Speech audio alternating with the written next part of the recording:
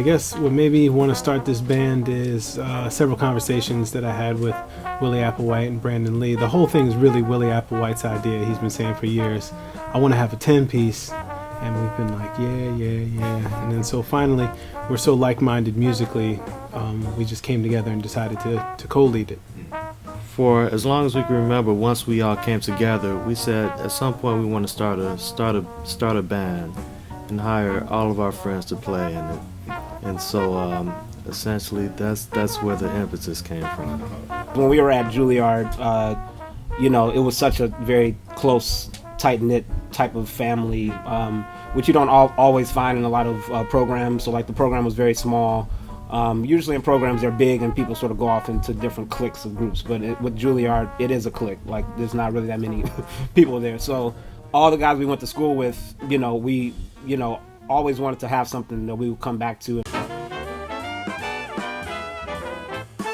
We have been lucky enough to have a lot of influences in putting this project together. When we were trying to figure out how to get the most out of using 10 pieces, 4 brass and 3 reeds, we looked to like Wynton Marsalis's septet writing, Quincy Jones, Billy Strayhorn, Duke Ellington, and actually J.J. Johnson's big band writing from the mid-60s. We didn't realize it initially, but a lot of that stuff was 10 pieces with J.J. in front taking the solo. And it's such a huge sound and so many colors they got out of that instrumentation, and we were just trying to capture a little bit of that.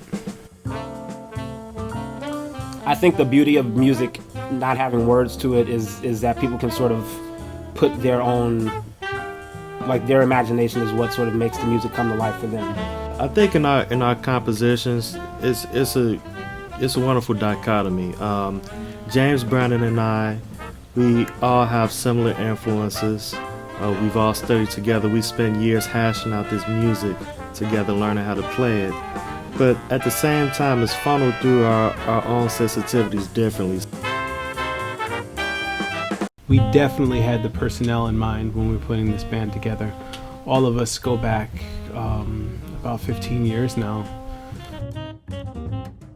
2 of the arrangements, this is the group that I arranged it for, as opposed to bringing it over from something else.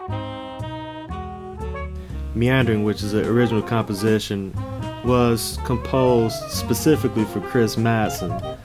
We first premiered it a couple of years ago at an alumni concert at the Juilliard School, and it was just a perfect opportunity to bring this one back.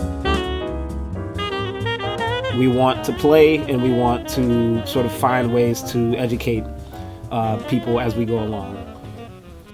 We want the listener to have some meat and potatoes in terms of musical substance they can grab onto, but we also want them to be able to tap their toes and have a good time.